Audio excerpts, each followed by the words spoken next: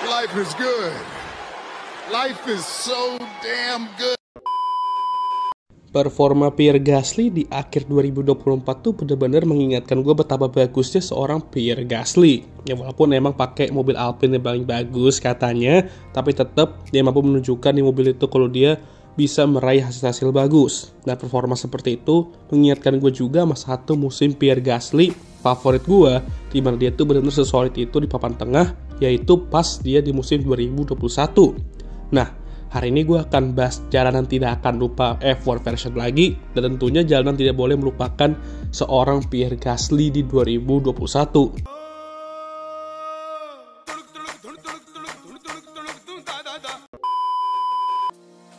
Pierre sendiri memasuki musim 2021 dengan membawa momentum bagusnya dari 2020, di mana dia itu membuktikan kalau dia layak berada di F1, layak untuk kembali ke top step, di mana dia meraih kemenangan mengejutkan itu di Monza, dan dia basically menjadi top 5 driver mungkin ya di musim itu. Tentunya dia mau melanjutkan momentum tersebut, walaupun masih di AlphaTauri ya, bukan berarti motivasinya menurun. Dia kali ini bertandem dengan rekan tim rukinya, titipan Honda, dan calon anak tiri Red Bull yaitu Yuki Tsunoda. Nah, di balapan pertama aja, dia udah qualified di posisi kelima. Dan emang, cuman sayang di balapan bad luck aja kena puncture, dan akhirnya DNF. Tapi setelah itu, dan langsung nyetak poin di 6 balapan selanjutnya. Dan dari 7 balapan pertama, dia cuma gak tembus Q3 sekali di Spanish Grand Prix, dan biasanya kalau doi masuk ke Q3 rata-rata itu selalu P5, P4, dan sesekali lah P9 gitu ya. Jadi mantap kali. Lalu yang paling mantap ialah di Azerbaijan Grand Prix, di mana dia kembali meraih podium, dan ini podium ketiganya dalam karirnya di F1. Nah, yang bikin amazingnya itu ialah dia akan akhir-akhir tuh tertekan oleh Charles di Ferrari-nya. Nah, di situ dia tuh udah ngalamin masalah mesin, tapi mampu menahan Charles di Ferrari itu, yang udah jelas lebih kenceng ya, untuk mempertahankan posisi podium terakhir itu jadi edan coy. Edan, eta teh. Edun. Performa kayak gini layak sih sebenarnya untuk balik ke Red Bull atau top tim lain lah ya. Ya walaupun Checo menang di balapan itu, yang membuat dia harapan untuk ke Red Bull tuh jadi lebih kecil lah ya. Nah, di Styria dia DNF walaupun lagi start di top 10, karena kali ini duelnya dengan Charles tidak berjalan semulus jalan tol, dimana dia kena puncture dan ya game over lagi. Tapi di ronde 2 Austria dia mampu setidaknya finish di posisi ke-9, dan di British Grand Prix untuk pertama kalinya musim itu dia melewati bendera finish di luar top 10, dimana itu juga merupakan weekend sprint pertama di F1 ya. Setelah itu dia tetap konsisten meraih poin di Hungaria, Belgia, ya ini sih bukan balapan ya, dan Dutch Grand Prix. Tapi sayang di Monza dia kena kutukan pemenang musim lalu, dimana dia tuh DNF di balapan musim berikutnya. Tapi jujur sih ya, sejauh ini DNF dia tuh kebanyakan sih bad luck ya, dan bukan sepenuhnya salah dia juga. Setelah itu beberapa momen sulit seperti DNF di US Grand Prix, tapi dia meraih hasil terbaik yang kedua musim ini dengan finish di posisi keempat di Meksiko, lalu posisi ke-7 di Brazil, dan dia start di posisi kedua di Qatar Grand Prix, yang merupakan posisi start tertinggi dalam karirnya sejauh ini. Gelo, ini mah udah kayak pembalap ketiga Red Bull gak sih? Ya sayangnya cuma finish di posisi ke-11 di balapan itu. Namun 2 balapan terakhir dia finish di poin, namun di balapan terakhir dia nyaris aja mendominasi full rekan timnya Yuki di qualifying, tapi gagal di balapan terakhir ya.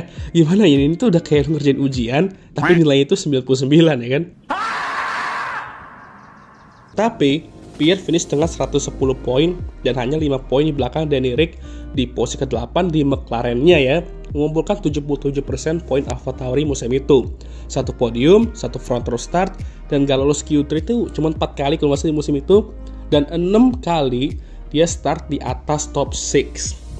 Dan dia melakukan semua itu di AlphaTauri cuy. Gelo sih aslinya orang di 2021 tuh, bahkan di beberapa titik kita melakukan weekend yang lebih bagus dari Checo. Emang sayang aja performa sebagus itu emang udah gak dilirik oleh Red Bull, karena hubungan keduanya ternyata tuh emang sudah seburuk itu. Yang sini kita baru sadar juga ya kan. Sebenarnya orang tuh juga bingung ya, mobil AT02 itu emang sebenarnya kenceng dan bisa dibilang setara sama McLaren atau Ferrari itu bahkan lebih kenceng dari mereka. Dan emang Yuki-nya aja yang agak bapuk di musim rookie-nya, makanya mereka nggak finish lebih tinggi di standings. Atau ya ini emang Pierre-nya aja yang lagi mode Schumacher gitu ya kan, yang dimana dia tuh menderek mobil papan tengah untuk berdua dengan beberapa top tim lah ya, anggapnya top tim gitu. Menurut gue sih emang ini Pierre-nya aja emang lagi bagus dari segi kepercayaan diri, mentalnya, dan momentum yang dia dapat dari musim sebelum itu lagi tinggi-tingginya juga. Pierre di 2020 emang meraih kemenangan dan banyak orang bilang musim itu merupakan musim terbaik dia.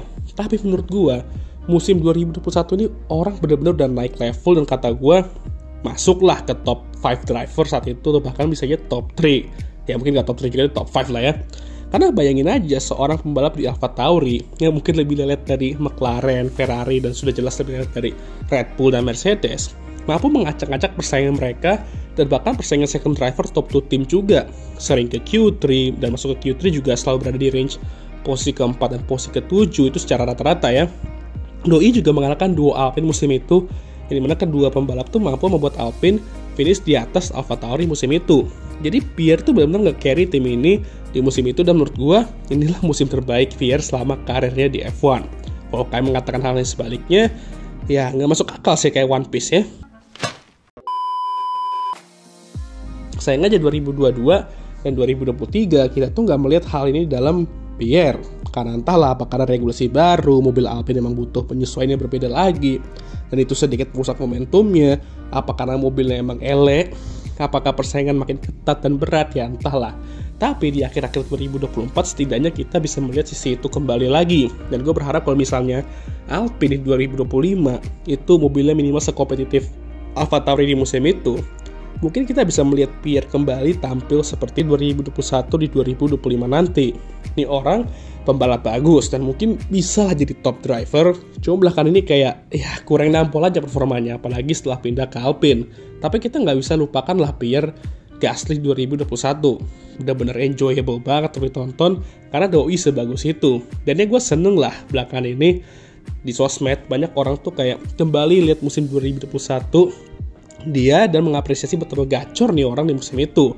Karena gue yang nonton di 2021 aja kadang juga heran dan bingung, ini orang udah melalui cobaan banyak dalam hidup tapi bisa se-strong ini, dan sayangnya nggak banyak yang ngelirik saat itu ya.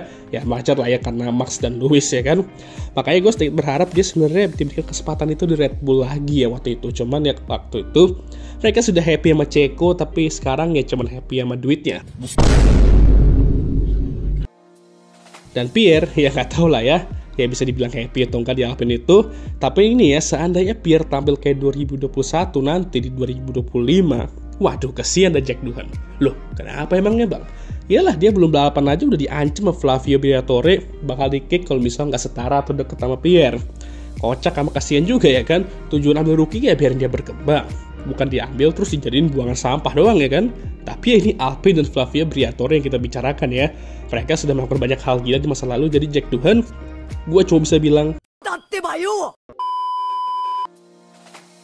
oke lah, sekian video kali ini. Gimana menurut kalian? Jangan lupa like, subscribe, dan share video ini. Dan jangan lupa juga untuk menyalakan lonceng notifikasi agar kalian semua tahu ketika gue ngupload video baru.